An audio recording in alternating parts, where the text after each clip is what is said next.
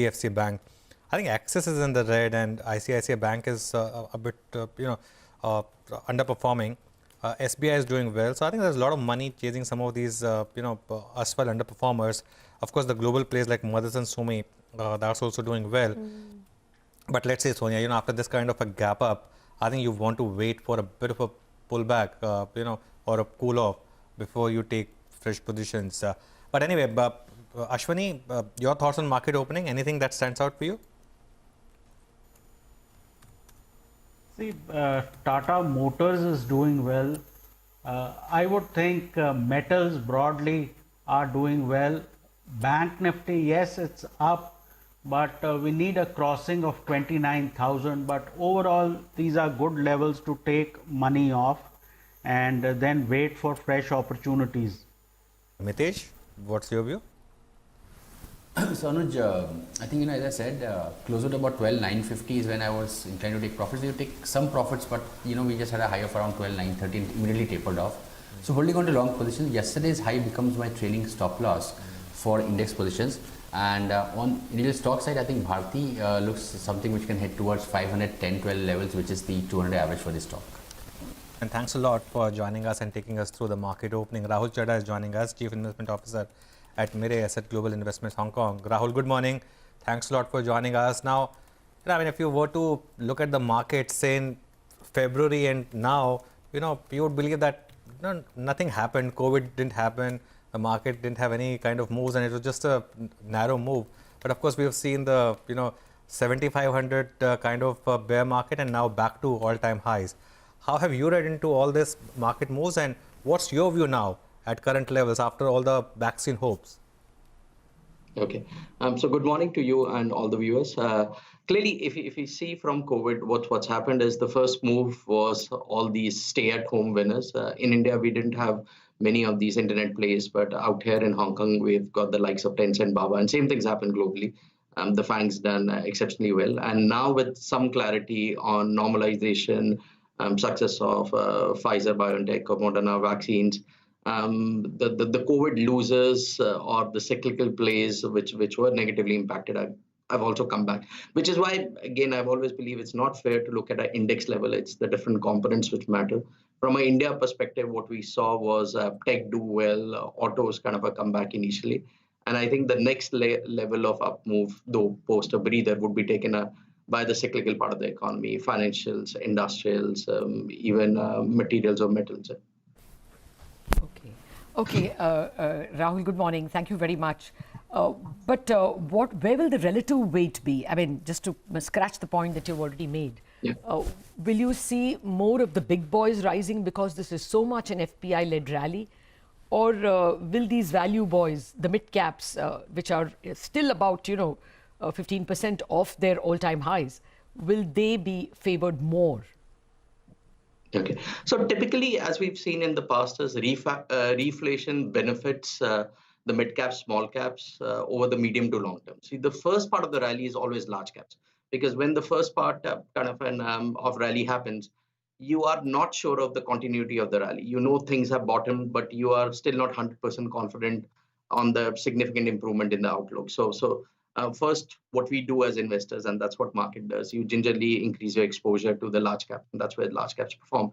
And after having seen good financial performance, good results from large caps, and same being echoed by the mid caps, small caps, you have mid caps and small caps move, but mid caps and small caps over medium term would move higher, would do better than the large caps. Rahul, hi, good morning. In fact, I just want to mention to our viewers that the going continues to be very good for the market. The Bank Nifty is now up almost 230 points. So that's the space that's really gaining all the traction right now. And Tata Steel is up 4%. In fact, I wanted your thoughts on commodities as a space and metals in particular, Rahul, because we've seen a big comeback trade here and companies like Tata Steel also reporting very good numbers. For a slightly longer term view, do you think that there is still a lot more to go in this cycle, or do you think, we've reached the fag end? Yeah, okay. So clearly commodities look interesting from a 6-9 months view. What we've seen for somebody like Tata Steel is that they're divesting their fairly volatile businesses in Europe and they're focused on growth in India. The spread's been very good thanks to marginal net steel exports from China.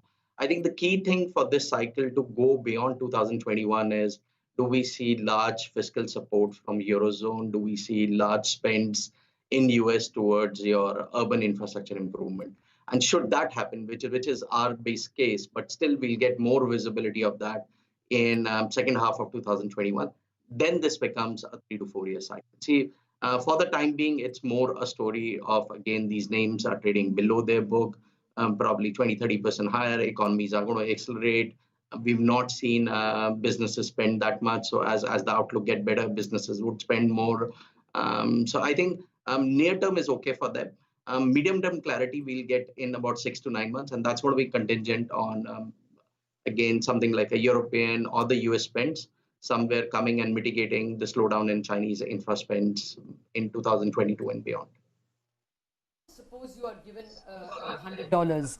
How will you apportion them incrementally? How much to first the mid and small cap? The large and the mid, and sectorally, what would your split be?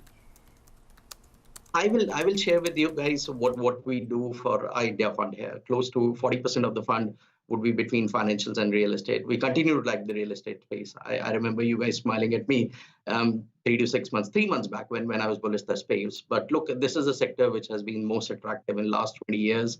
And with this reflation coming through, I think that should benefit the sector. We've seen consolidation post GST, demon, etc.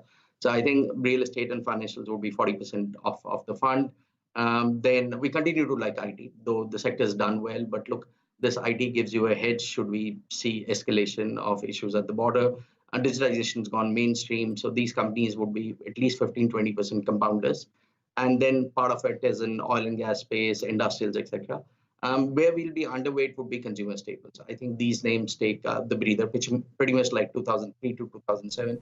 With this reflation coming back, with the growth getting more broad-based, the valuation premium which some of these consumer staples got will contract over the next 4-5 years. So I think these names go through a period of underperformance for the next 2-3 years, and then they become attractive again. Okay. What about autos? That was the first trade which played out in terms of the private mobility. But we've seen a big rally in names like Maruti, Hero, Eicher Motors. What's your sense here? Okay, so that's a bit tricky. So we own some of these names in our portfolio, Eicher, Maruti, etc. But look, valuations look fair for these names. There is no clear undervaluation. The move from here is going to be the success of new model launches, the follow-up demand coming through. So we saw good festive demand, which was more a function of the pent-up demand. I think this sector takes a breather. And if you ask me, sitting today, where do we have clear favorable risk reward? That would be financials, that would be cement, and probably metals. I just had a follow-up question. You said that you like the real estate space. Any of these building material companies, the likes of Kajaria, Ceramics, strong companies, good balance sheet, and of course demand is picking up. Any of these stocks that you like as a proxy to the real estate space? Yeah, I think these names would do well. See, why we remain constructive on markets is, if you look at US, again, housing demand is going through the roof. If you look at housing sales to inventory ratio, that's a 30-year low. If you hear the comments from India, HDFC, ICICI, both are talking of 15 to 20% growth in mortgage disbursements in the month of October. And affordability is at its best. So real estate has a huge multiplier effect in the economy. And something which has changed over the last 6 months is the consumer today is spending more money on all these durables, whether it's durables, whether it's the house, etc. And all that has a strong multiplier effect.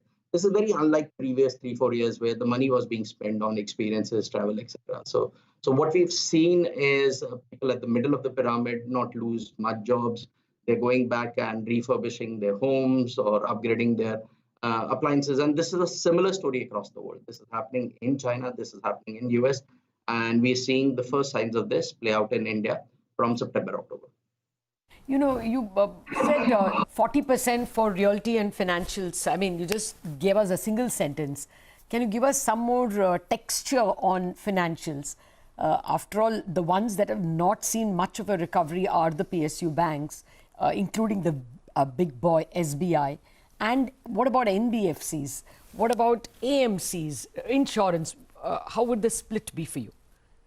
Okay, so within this 40%, probably real estate would be 5% and financials is 35. The bulk of our financials exposure would be in leading private banks, the HDFC Group, ICICI, Axis, etc. But we continue to like SBI. Again, there is deep value, and with this reflation coming back, and for whatever flag the government got for asking SBI to bail out Yes Bank, we've seen that look, those exposures were kept limited, and the bailouts kind of or whatever the supports worked out reasonably well. So I think as market realizes that the provisioning or the asset quality experience is better than envisaged, there is a huge re-rating potential which is there in SBI. Insurance is fairly valued, so those are going to be kind of a compounders, pretty much like IT. So in insurance are steady compounders, but banks is where there is deep value. And I think what also happens is if a foreign investor has to increase EM exposure, because US is largely a COVID winner, as we say, and money moves out of US to EMs, the money would come in large liquid plays, which are the large Indian banks. So I think that's where we believe that, look, these banks would lead the next leg of rally for market. Okay, all right, Rahul, we will leave it at that. Thanks a lot for joining us and taking us through your ideas, your themes, and the way you expect the market to shape up. For now, it is